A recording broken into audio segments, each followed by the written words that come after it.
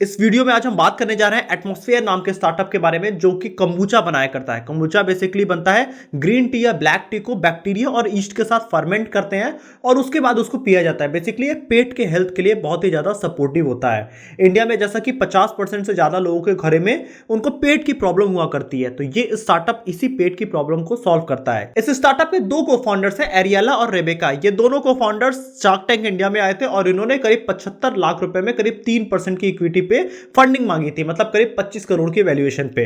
इस स्टार्टअप को अगर हम थोड़ा और डिटेल में समझने की कोशिश करें तो इनको जो दोनों को फाउंडर्स हैं ये 1992 के बाद इन्होंने इंडिया आके ये सेटल हुए और उसके बाद इंडिया में इन्होंने काफी टाइम तक देखा और कुछ मार्केट रिसर्च किया, कुछ जगह काम किया, तो उन्होंने देखा कि इंडिया में गट हेल्थ की काफी ज्यादा प्रॉब्लम है, मतलब पेट की प्रॉब्लम लोगों को घरों में रहती है जिसका सोल्यूशन लोग हमेशा मांगा करते हैं। जिस वजह से इन्होंने दिल्ली में एक अपनी फैक्ट्री बनाई जिसमें करीब 14 फीमेल्स काम किया करती हैं और ये अपनी फैक्ट्रीज में बॉटल्स में कम्बूचा प्रोड्यूस किया करते हैं, क्योंकि इन्होंने यूएस में इन स्टार्टअप्स को काफी ज्यादा देखा था। अगर हम ग्लोबली कम्बूचा का मार्केट देखें तो करीब $2.5 बिलियन से ज्यादा का है ग्लोबली, जो कि हर साल करीब 15% के रेट पे बढ़ता जा रहा है। लेकिन इंडिया में इसको कम कंज्यूम किया जाता है और इंडिया में अगर हम इसको देखें तो इसको जूम टी के नाम से भी जाना जाता है। बेसिकली कम्बूचा की ओरिजिनेशन चाइना से हुई थी, उसके बाद ये पूरी दुनिया में पेट के हेल्थ के लिए काफी ज्यादा पिया जाता है। जैसे कि आप लोग पेट सफा नाम का ड्रिंक पीते हैं या फिर बहुत से लोग डाइजीन वगैरह पी लिया करते हैं, उसी टाइप का ये ड्रिंक की तरह हमेशा कंज्यूम किया जाता है। तो ये मैन्युफैक्चरिंग दिल्ली में किया करते हैं। उसके बाद ये ट्रेन्स में अपने सारे कैरेट्स को लोड करते हैं, उसमें आइसेस रखते हैं और 12 से 24 घंटे के अंदर ये इंडिया में अलग अलग जगह पे सप्लाई करते हैं, जहां पे फिर डिस्ट्रीब्यूटर के पास जाता है, रिटेलर के पास जाता है, फ्रिज में रखते हैं और फिर बिका करता है। अगर हम इनके सेल्स की बात करें तो इन्होंने लास्ट ईयर करीब 1 करोड़ का सेल्स जनरेट किया, जिसमें करीब 40% ऑनलाइन सेल्स है और 60% इन्होंने B2B सेल्स जनरेट किया है। उस 60% को और हम थोड़ा डिकोड करें तो उसमें करीब 40% इनको कैफे और रेस्टोरेंट से सेल्स आए थे और करीब 20% इनको रिटेल स्टोर से सेल्स आए थे। और अगर हम इनका टोटल एक प्रॉफिट देखें तो करीब ये एक प्रॉफिटेबल स्टार्टअप है। इन्होंने करीब 30 लाख तक प्रॉफिट भी मार्जिन जनरेट किया हुआ है। तो अब अगर हम इस स्टार्टअप के पॉजिटिव और नेगेटिव्स को समझने की कोशिश करें तो पहले हम इनके कुछ प्रॉस देखते हैं। तो सबसे पहले इस स्टार्टअप ने एक बहुत ही इंपॉर्टेंट इंडिया की नीड को टच किया है। लोगों को हर घर में खाने के बाद पेट की प्रॉब्लम हुआ करती है, जिस वजह से हाजमोला काफी ज्यादा आती फेमस हो गया, पेट सफा काफी ज्यादा फेमस है। इसके साथ ही अगर हम देखें तो इंडिया में बहुत सारी चीजें चलती हैं जो कि लोगों को पेट में बहुत हेल्प किया करती हैं। बहुत सारे सोडा आया करते हैं, लोग खाने के बाद कोल्ड ड्रिंक भी पिया करते हैं ताकि उनको पेट की प्रॉब्लम ना हो। तो इस स्टार्टअप ने प्रॉब्लम तो बहुत ही अच्छा रियलाइज किया। दूसरा, अगर हम इस स्टार्टअप के पॉजिटिव पॉइंट को देखें तो ये एक प्रॉफिटेबल स्टार्टअप है। बेसिकली बेवरेज इंडस्ट्री में बहुत ही कम प्रॉफिटेबल स्टार्टअप्स हैं, लेकिन ये अपना स्टार्टअप अभी भी बहुत ही प्रॉफिटेबली रन कर रहा है। तीसरा, अगर हम इनके स्टार्टअप में पॉजिटिव पॉइंट देखें तो इनकी पैकेजिंग काफी ज्यादा शानदार है। इन्होंने इंस्टाग्राम, यूट्यूब पे काफी अपनी मार्केटिंग की है, जिस वजह से ये लोगों की नजर में है इस समय। और अगर हम इस स्टार्टअप में देखें तो इन्होंने माइंड अपना काफी यूज किया।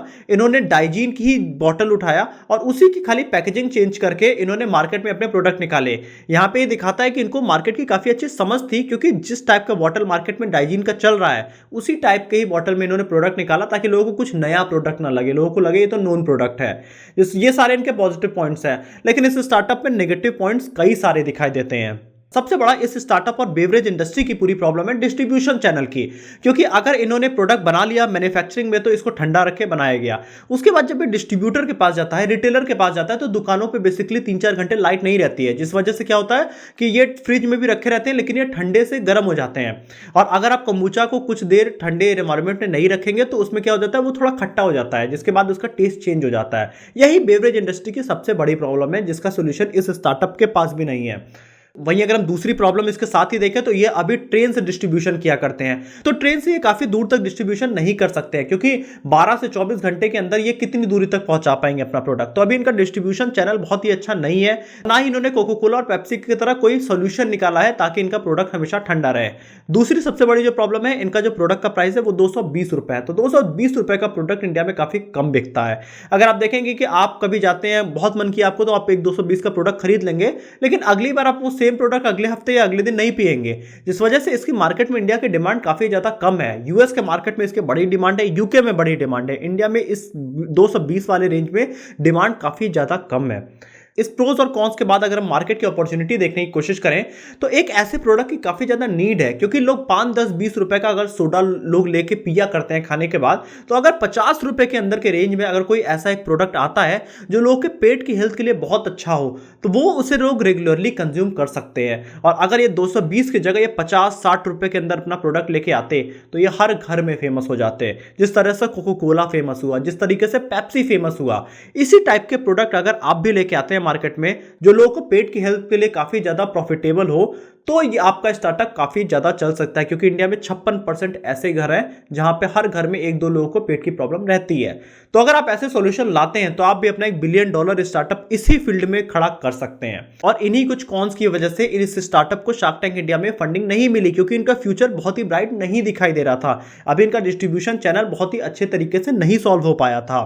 तो आपको अगर शार्क टैंक इंडिया से रिलेटेड और सारी वीडियोस देखनी है तो आप हमारे चैनल को सब्सक्राइब कर सकते हैं, आप बेल आइकन भी प्रेस कर सकते हैं, ताकि आपको नेक्स्ट वीडियोस पे अपडेट मिलती रहे, जिसमें हम प्रोस कॉन्स दोनों चीज के बारे में हर स्टार्टअप के बात करेंगे।